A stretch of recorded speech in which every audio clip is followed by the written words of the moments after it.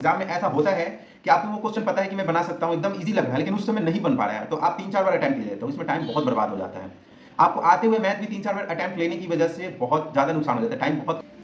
Hello guys, तो आप लोग कैसे हैं? उम्मीद करता हूँ अच्छी होंगे। और आज मैं टेस्ट के बारे में, टेस्ट सीरीज के बारे में बात करने वाला हूँ कि आप लोग कैसे टेस्ट दें ताकि नंबर 10 से 15 नंबर इंक्रीज हो जाए। देखिए, सबसे पहले आप लोग टेस्ट दे दें तो आप लोगों का टेस्ट का ऑर्डर क्या होता है, इस पे सबसे बड़ी वो डिपेंड करता है, टेस्ट का रिदम। ठीक है, किसको पहले, किस टॉपिक को पहले सॉल्व करना चाहिए। अगर आप टेस्ट देने बैठते हैं, एग्जाम में बैठते हैं, तो किस टॉपिक को सबसे पहले क्लियर करना चाहिए। जैसे कि अगर आप टेस्ट दे रहे हो एसएससी का, तो आप सबसे पहले क्या अटेम्प्ट करते हैं। देखिए, मैं बता रहा हूँ, एग्जाम में बैठते हैं तो माइंड फ्रेश होता है, एकदम शुरू से स्टार्टिंग में माइंड फ्रेश होता है।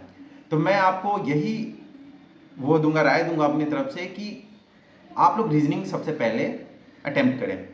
रीजनिंग अटेम्प्ट करें, पहली बार में कोशिश करें 20 तक अटेम्प्ट हो। अगर कहीं भी फंस रहे, 1 मिनट से ज़्यादा हो रहा है तो उसको छोड़ दें। 20 तक अगर अटेम्प्ट पहली बार में हो जा रहा है तो बहुत अच्छा है, कोई टेंशन लेने वाली बात नहीं, आपको दोबारा मौका मिलेगा आने का। ठीक है, उसके बाद मतलब आप रीजनिंग अटेम्प्ट करने के बाद आप लोग स्टार्ट करें जीके या इंग्लिश। बहुत लोग जीके का रिदम रहता है, बहुत लोग इंग्लिश का है, क्योंकि देखो जीके मोस्ट प्रोबेबली एसएससी वालों का कमजोर होता है। कमजोर का मतलब कि वो लोग 12-15 तक ही अटेम्प्ट कर पाते हैं, जो बहुत तगड़े अच्छे पढ़ने वाले होते हैं वो 20 तक जाते हैं, नहीं तो इससे ज़्यादा कोई अटेम्प्ट नहीं करता। ठीक है, तो अगर आप उसके बाद चाहो तो आप 5 मिनट के अंदर जीके पूरा थोड़ा जा सकते हो, तो 5 मिनट जीके में लगेगा। रीजनिंग का टाइम मैं बता दूं, रीजनिंग का टाइम आपको 15 मिनट से ज़्यादा नहीं देना है पहली बार में। ठीक है, और 5 मिनट जीके में, क्योंकि देखो जीके जीके ऐसा है कि आएगा तो आएगा, नहीं आएगा तो नहीं आएगा। ठीक है, उसके बाद इंग्लिश में जाना है। इंग्लिश को आपको 10 मिनट में करना है। इंग्लिश 10 मिनट बहुत इनफ है। अगर आप टेस्ट सीरीज में देते हो तो 7 से 8 मिनट में आप पक्का कर लेते होगे, तो 10 मिनट बहुत इनफ है। आप लोग इंग्लिश को थॉरो कर सकते हो, 2 बार भी कर सकते हो। पहली बार में जाना है, जो जो आ रहा है धड़ाधड़ मारते जाना है। दूसरी बार उसको आके देखना है कि कहाँ फंस रहे थे, क्या फंस रहा था, आपका कौन सा चीज़ वहाँ पे फंस रहा था, वो करके आप आराम से इंग्लिश कर सकते हो। अब आपके पास बचा 30 मिनट। 30 मिनट आपको, 30 मिनट में से 25 मिनट आपको मैथ के लिए देना है। देखो, मैं ये क्यों सीरीज बता रहा हूँ, सीरीज बताने का यही मकसद है कि आप लोग टाइम बहुत ज़्यादा वेस्ट कर लेते हो। कोई कोई मैथ से ही स्टार्ट कर देता है। देखो, मैथ ऐसा सब्जेक्ट है ना, फंस गए ना तो 2-3 बार अटेम्प्ट आपको आ रहा है, और एग्जाम में ऐसा होता है कि आपको वो क्वेश्चन पता है कि मैं बना सकता हूँ, एकदम ईजी लग रहा है, लेकिन उस समय नहीं बन पा रहा है, तो आप 3-4 बार अटेम्प्ट ले लेते हो, इसमें टाइम बहुत बर्बाद हो जाता है।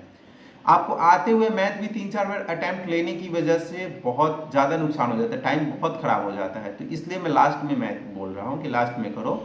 और सबसे बड़ी बात है, आप मैथ 1 मिनट पर क्वेश्चन ले जाओ, ज़्यादा से ज़्यादा 1 मिनट। मतलब इसका सेंस ये नहीं है कि मतलब 1 मिनट में हर क्वेश्चन बन ही जाए, ज़्यादा भी लगेगा, लेकिन 25 मिनट में 25 क्वेश्चन आराम से बन जाना चाहिए। चलो 25 नहीं तो 22-23 तो बन ही जाएगा। देखो, कोई क्वेश्चन होता है जिसमें 2 मिनट लगते हैं, कोई क्वेश्चन होता है जिसको देखते देखते आप 15 सेकेंड में भी उड़ा देते हो। तो ये डिपेंड करता है। और पहली बार मैथ का अगर पहली बार में जा रहे हो तो फास्ट बनाओ और कम से कम 15 क्वेश्चन बन जाए, 15 से 17 बन जाए। दूसरी बार जब आओगे ना, उसी 20 मिनट के बाद, जब जो 10 मिनट बचा हुआ उसमें रीजनिंग और मैथ देखने, तो आप आराम से दूसरी बार में मैथ कम से कम 7 से 8 बना लोगे, आराम से एकदम बना लोगे। और दूसरी बार इसलिए बना लोगे क्योंकि पहले वाला कैलकुलेशन आपके माइंड में रहता है, एग्जाम सेंटर में रहता है माइंड में, कह रहे मैंने यहाँ तक किया था, कुछ वजह से आप नहीं उस समय बना पा रहे हो। सेम कॉन्सेप्ट रीजनिंग के साथ होता है कि रीजनिंग में क्या होता है ना, कि उस समय नहीं बनता है, लेकिन जब दूसरी बार आप जब वापस आते हो पूरा एक बार अटेम्प्ट करने के बाद, तो आपको बहुत जल्दी बन जाता है। ठीक है, तो मैं बोलूंगा कि अगर आप दूसरी बार आए, मैथ में मान लो 15-17 कर लिया, और उसी समय आपको मैथ में दूसरी बार देख लेना है कि जो जो आप किए हो कि अरे ये तो बन सकता है, थोड़ा टाइम लेगा, तो आप आराम से 25 मिनट में 22 क्वेश्चन तक पहुंच जाओगे। आराम से 25 मिनट में 22 क्वेश्चन, वो 3 क्वेश्चन इधर छूटा है और 5 क्वेश्चन उधर छूटा है, तो आप तुरंत उसके बाद रीजनिंग में जाओ। और रीजनिंग में जाके 5 मिनट आपके पास है, रीजनिंग में जाके कम से 2 से 3 क्वेश्चन तो आराम से हल कर दोगे दूसरी बार में, 2-3 मिनट में। वो 1 मिनट से ज़्यादा नहीं लेगा मेरे को जहाँ तक पता है। और ये 1-2 क्वेश्चन होता है जो छोड़ने वाला होता है, आपको छोड़ना है। अगर आपके पास टाइम बचे तो जरूर बनाओ, अगर टाइम नहीं बचे तो छोड़ दो। मैथ का भी 1-2 क्वेश्चन छूट रहा है, कोई दिक्कत नहीं है। मतलब ओवरऑल मैं बोलना चाहता हूँ कि अगर रीजनिंग में 25 में से अगर 22-23 बना रहे हो बहुत अच्छा है, मैथ भी 22-23 बना रहे हो बहुत अच्छा है। इंग्लिश आपको फुल अटेम्प्ट करना है, आए ना आए 1-2 क्वेश्चन जो एकदम अननोन है उसको छोड़ सकते हो फुल। और जीके का ये सोचना है 15 से 17 क्वेश्चन आप अटेम्प्ट कर लो, जिसमें 12 से 13 क्वेश्चन आपको पक्का याद होना चाहिए, इतना हो तो बहुत अच्छा है। देखो, मैं आपको एक दिन टेस्ट दे के दिखाऊंगा, बहुत दिन हो गया है मेरे को टेस्ट दिए हुए, मतलब बहुत दिन हो गया है। ये सोचो कि मैंने थोड़ा बहुत 1-2 क्वेश्चन 2023 सीजीएल के लिए ऐसे ही दिया था, ठीक है। और उससे पहले 2022 सीजीएल के लिए मैंने 10 से 15 मॉक दिए थे, उसके बाद मैंने नहीं दिया, तो वो तो बहुत पहले की बात है। फिर अभी तो पढ़ाई को लेकर के जीके के ध्यान देने के लिए, तो मैं ये बोलना चाहता हूँ, मैं आपको एक टेस्ट सीरीज देकर दिखाऊंगा, तो फिर आप देखना कि कैसे अटेम्प्ट करते हैं और कितना टाइम लग रहा है। मैं टाइम भी वहाँ पे, आप टाइम भी देखेंगे कि वहाँ पे टाइम भी दिखेगा, ठीक है, टाइम के साथ दिखाऊंगा। तो आप लोगों को मैं यही बोलना चाहता हूँ कि अगर आप टेस्ट सीरीज अटेम्प्ट कर रहे हो, अगर टेस्ट सीरीज अटेम्प्ट कर रहे हो तो इस रीत में करो। मैथ में 22-23 चाहिए, रीजनिंग 22-23 चाहिए, इंग्लिश में फुल अटेम्प्ट लो क्योंकि इंग्लिश में 100% श्योरिटी नहीं होती है, और जीके 15 से 17 अटेम्प्ट लो। अगर आपका जीके बहुत अच्छा है तो आप 20 भी जा सकते हो, ठीक है। अगर दिक्कत आ रही है, मैं हर एक वीडियो बनाऊंगा, हर एक टॉपिक पे अब नए तरीके से, नए सीरीज से वीडियो बनाऊंगा, तो उसकी टेंशन मत लो आप लोग। आपके सीजन से पहले सारे वीडियो अवेलेबल हो जाएंगे, और कुछ मटेरियल होगा तो भी मैं बताऊंगा कि कहाँ दिक्कत आ रही है, वो मैं आपको सब कुछ बता दूंगा।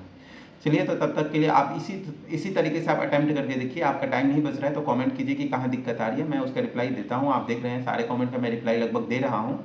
तो तब तक के लिए टाटा, टेक केयर, बाय।